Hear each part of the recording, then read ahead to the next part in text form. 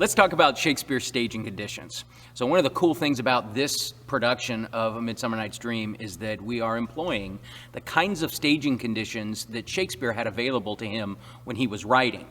And theater's changed a lot in 400 years, so we've invented all kinds of cool technology to tell our theater stories. But the thing about Shakespeare is that if he were around today, I think he'd be writing different kinds of plays, and heck, he would probably be writing for Netflix and for streaming services and whatever the heck a writer could make the most money at. Aha. But I think that he wrote the plays that he wrote because of the kind of environment that he was writing for. So some of those differences between the way a lot of people experience theater today and the environment that Shakespeare was writing for include three big things. One is that Shakespeare wrote for an outdoor theater and an indoor theater that was a three-quarter thrust. Let's talk about the Globe Theater, since that's his most famous one. The Globe Theater is like a three-story donut with a stage shoved into the middle of the donut. So there's audience on three sides of the playing area. And everybody, and there were three levels going up in this three-story donut. And everybody was close. We think nobody was more than 54 feet away from the stage. So Shakespeare was writing for a kind of theater where the audience was in the sunlight along with the actors, sharing that light, and everybody was visible. So, and they were wrapped around the stage on three sides of the stage, the way that you'll see in our production of Midsummer Night's Dream, the way our audience is. And so writing for that kind of environment where the audience is lit up just as much as the actors are meant that Shakespeare and all of the writers of his time wrote for the audience to be a part of the world of the play. So a lot of times when you're studying Shakespeare in school, you'll come across the word aside in a script. And that's usually an editor saying, here's a place that you might want to talk to the audience. We think that Shakespeare's actors talk to the audience throughout all of the plays, that the audience is there in every single scene, playing a different role. If a character is alone on stage, he or she's never really alone. On a good day at the Globe, they'd have 3,000 people surrounding them. So sometimes the audience becomes a confidant in that kind of environment. But another really cool thing about that kind of environment is not only can the actors see the audience and the audience see the actors, but audience members can see each other. And that's another cool thing about Shakespeare's staging conditions that I think can make the plays so much more fun to watch as a piece of theater, is when you get to watch your friends or your parents or your neighbors or whomever watch the play with you. The second big thing is that we think that Shakespeare had a relatively small troupe of actors. So a play like Julius Caesar that has 40-something speaking roles was originally designed to be done by a troupe of actors that might have been only 15 in number. We don't know the exact number of actors that Shakespeare had, but could have been as few as 12, could have been maybe as many as 18 or 20, but he certainly didn't write his plays for a huge cast of dozens and dozens of actors.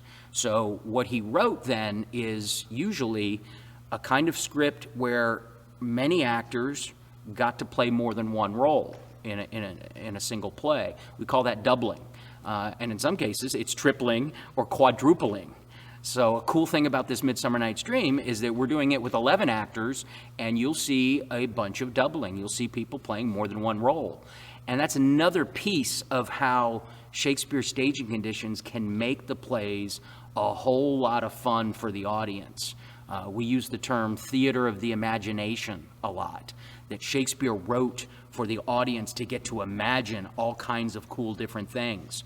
And that doubling thing, getting to watch your favorite actor come out more than once as a different character is part of the fun.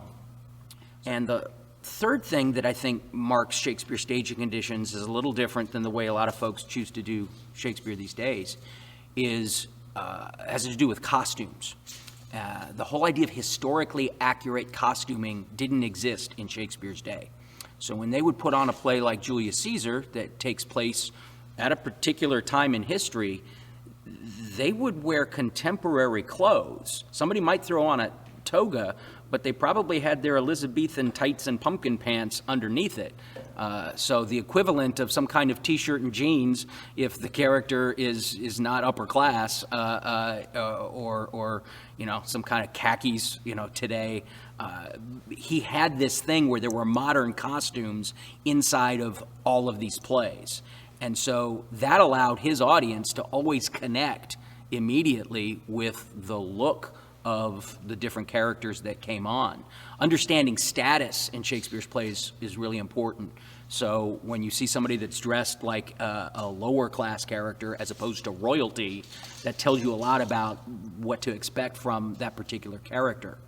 So we tried to get at that spirit of contemporary costumes in Shakespeare's day for Shakespeare's audience by doing this production of Midsummer in modern clothes for us. So one of the cool things I think about this production is that you'll get to see modern clothes in 3 different worlds. Yeah. So those are 3 big things about Shakespeare staging conditions. And I think that when you combine all of those different elements that I talked about, it makes Shakespeare's plays, I think, or any play that you do in this kind of environment, more of an actor-driven play, an actor-driven medium. We have our actors at the center of all of the stuff that goes on in this production. Shakespeare didn't have big sets. Shakespeare didn't have a big fancy lighting plot with smoke machines and all of the other things that go along with modern theater. He had a really simple approach. And I think that by doing the plays under those kinds of conditions, we can uncover some of the magic that he wrote into the plays that I think sometimes gets lost when you play with all the cool tricks we've invented in 400 years. One of the unique challenges of this project was figuring out how can we safely do live theater when all the theaters in the country have shut down. As the pandemic has continued and as we went from sheltering in place to some things starting to open up and us dipping our toe back into businesses being open again, we talked about how can we possibly do a piece of theater. There's a lot of theater on Zoom and a lot of showing of archive productions, productions that were filmed in front of a live audience before the pandemic. That's the way a lot of theater companies have tried to keep their name out there and connected to their public. For this show, what we wanted to do was figure out how to safely film a live production rather than doing a production that was just for the cameras. And I think that trying to shoot live theater and capture that interaction between actors and audience is a big part of the enjoyment of what live theater has to offer. So that meant we had to take a lot of safety precautions, and we had to do things that we've never done before. Rehearsing in masks outdoors was the absolute safest thing that we could do to put on a show. And the way that we chose to do that was not only do we show up outside in a parking lot with masks, but I tried to build the show where we started staying 6 feet apart from one another. That when you move actors around and try to create the stage pictures, that term is called blocking. And I tried to make it so that we blocked our show starting with distance. And so I actually found that thrilling, because I think one of the things that happens in American theater today is that actors want to get really close together, and it cuts off sight lines, and it's not good picture making, and it's certainly not safe during a pandemic. So we started with everybody far apart, which helped us try to define the places where we wanted to break that, where eventually, after we'd rehearsed for a while, we would have contact or closeness. The places in this show where you do see characters come together, I think are important, and they matter, as opposed to people touching and getting close together all the time. I think when you watch the show, and years and years and years from now, when people watch the show itself isn't going to look, in my opinion, like a pandemic show. I think it's going to look like just a great production of Midsummer Night's Dream. When you see the shots that include the audience, and you see the audience in masks and separated so that we could keep people in their own little clusters and separated from people that they don't live with, that's when you'll see the pandemic element in our show. But I think that actors were delighted to get to do theater again. I know as a director, I was thrilled to be able to not just direct people in little boxes on the computer screen, but to actually go back to having live connection and creating live theater. That was something that I think all of us as a troupe bonded over and connected and used, I think, to help tell this incredible story. This story on the surface doesn't have anything to do with the pandemic, but it does have to do with all of the things that we deal with during the pandemic. It's parent-child relationships, it's boyfriend-girlfriend relationships, it's girlfriend-girlfriend relationship, it's women bonding, it's men bonding, it's about a group of people who get together to do a play. So there's all kinds of theater references in it.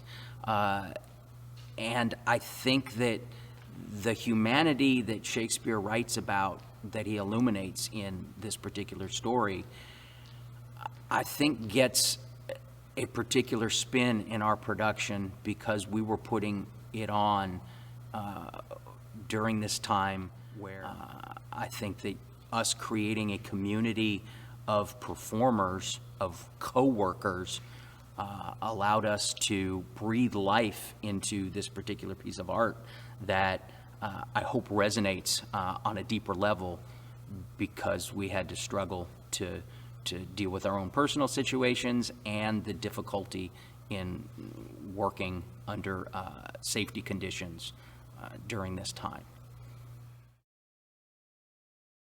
I think that theater is an essential part of our society.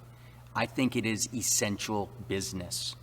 I think theater is the lifeblood of what allows us as human beings to understand each other, connect with one another, and be better people. I think that as different businesses have opened back up, theaters are slow to do that for a whole lot of reasons. But I'm thrilled that this production is the theater world taking a step forward in coming back to life, because I think our society needs theater today. I think society not only needs theater, it needs this kind of theater. It needs Shakespeare staging conditions. It needs theater where performers and audience connect and communicate with each other. It needs theater where we come together and create a community every night.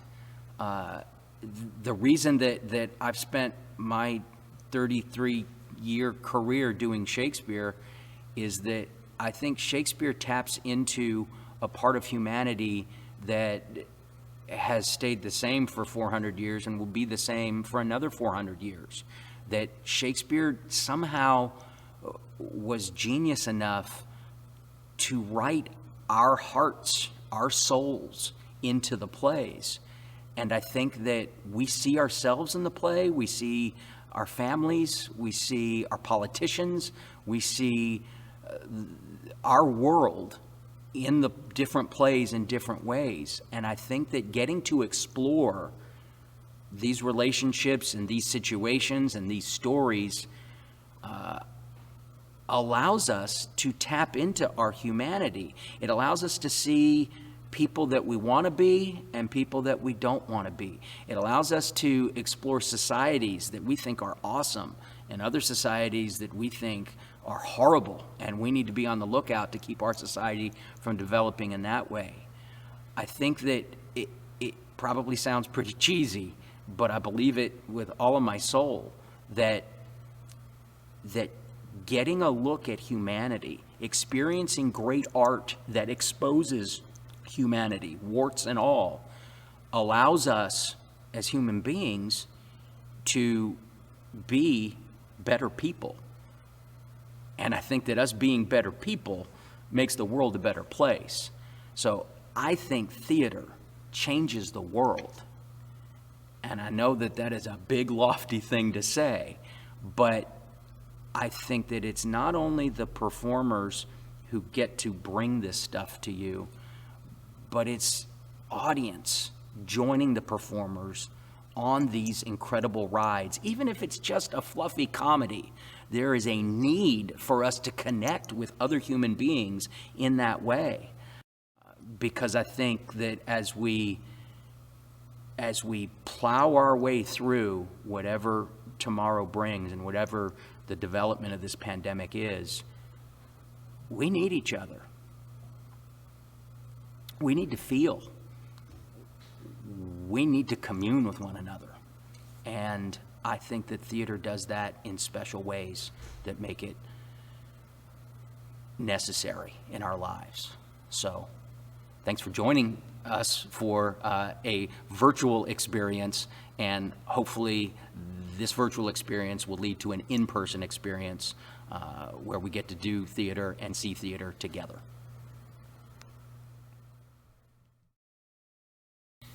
So let's talk about Shakespeare's staging conditions. I don't know where to look. Right here. The land. Okay, got it. I'm like,